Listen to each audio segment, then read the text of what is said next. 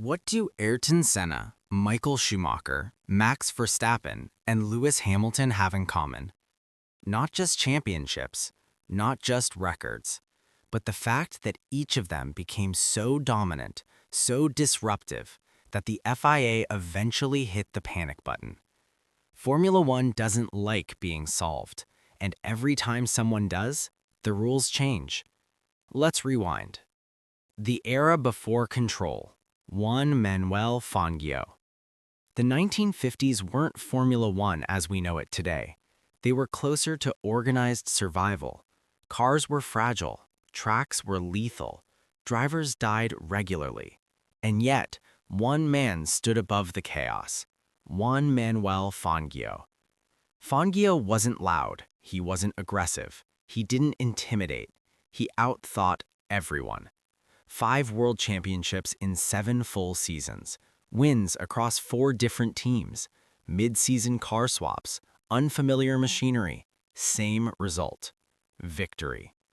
While others wrestled cars, Fangio flowed. No sliding, no overdriving, just mechanical sympathy and perfect timing. Teams tried everything to stop him, wild pit strategies, desperate gambles, so the FIA stepped in. Mandatory pit procedures, standardized timing regulations. Not because it was unsafe, but because Fangio had mastered chaos. And Formula One doesn't like calm. Jim Clark, when speed became too pure. Then came the 1960s, and Jim Clark. Soft-spoken, farm boy, absolute executioner. In 1963, Clark didn't just win, he erased the field. 7 wins in 10 races, poles, fastest laps, total domination. His weapon?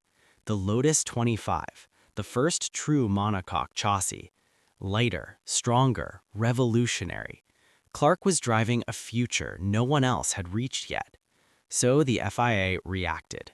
Minimum weight rules, restrictions on early aerodynamic experimentation. Why?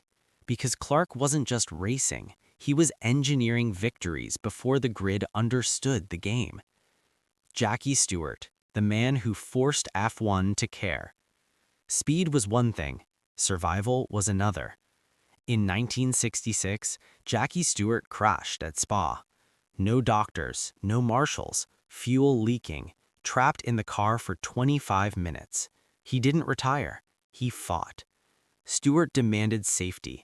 Track marshals, medical cars, runoff zones, guardrails, fireproof suits. Fans booed him. Drivers mocked him. The FIA resisted. Then gave in. Seatbelts, medical standards, wet race protocols. Modern F1 safety exists because one driver refused to accept death as the price of speed. The machine that broke the sport. Ground effect. Late 1970s, the Lotus 79. Ground effect. This wasn't grip, it was suction. Sliding skirts sealed airflow under the car, pinning it to the track. Driven by Mario Andretti, it destroyed everyone. Drivers pulled 4 to 5 Gs through corners. Failures were catastrophic. So the FIA banned sliding skirts, then banned ground effect entirely by 1983. Not because it was illegal, because it was too right. Senna and Prost, emotion versus calculation. By the 1980s, the lesson was clear. If you dominate, the rules will chase you. Ayrton Senna didn't see limits, he saw gaps. If you no longer go for a gap that exists, you're no longer a racing driver. To Senna, every gap existed. Qualifying laps were supernatural. Monaco became his cathedral. 1988, 13 poles in 16 races. At one point, 1.4 seconds faster than Prost at Monaco. That's not a margin, that's another universe. So the FIA responded. Tighter driving standards, one-move defensive rules, qualifying engine restrictions. Because Senna wasn't racing cars, he was breaking opponents mentally. And then there was Alain Prost, the professor. Fuel saving, tire management, mathematical dominance. He turned races into equations. So the FIA regulated fuel loads, telemetry, and engine mapping, not to stop Prost, but to reintroduce uncertainty. Michael Schumacher, systemic destruction. Then came Michael Schumacher. From 2000 to 2004, 5 consecutive titles, 48 wins, championships decided by July. Ferrari became a war machine. So the FIA fired back. Limited testing, standardized tires, engine freezes, qualifying format changes, point system revisions. They literally made winning less valuable to keep the championship alive. Then Austria 2002 happened. Barrichello slowed. Schumacher won. The world exploded. Team orders were banned, publicly. Unofficially, they just learned to whisper. Alonso, the man who hacked the system. Fernando Alonso didn't overpower F1, he exploited it. 2008 Singapore, Crashgate. A deliberate crash. Perfect safety car timing. Race win. Renault fell. Radio rules tightened. Safety car procedures rewritten. Alonso weaponized gray areas.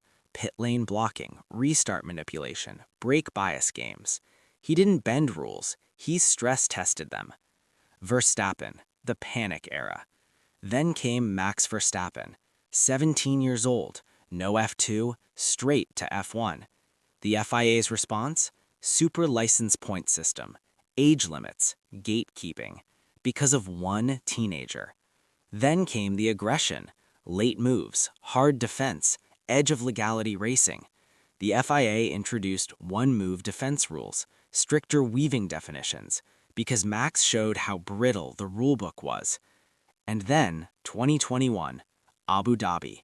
Latifi crashes, safety car chaos, selective unlapping, one-lap shootout. Max wins, the sport implodes. Race director removed, race control restructured, team to RC radio banned. That wasn't a rule change, that was institutional trauma. Total domination, 2022 to 2023.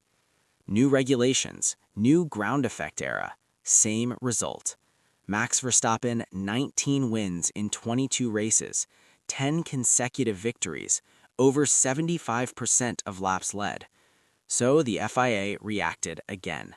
Flex wing directives, ride height inspections, underfloor checks, wind tunnel penalties. Success itself became punishable. Hamilton, perfected performance. And finally, Lewis Hamilton, 2014 to 2020, hybrid dominance. So the FIA removed party mode, DAS steering, brake duct tricks, radio coaching. Hamilton wasn't cheating, he was too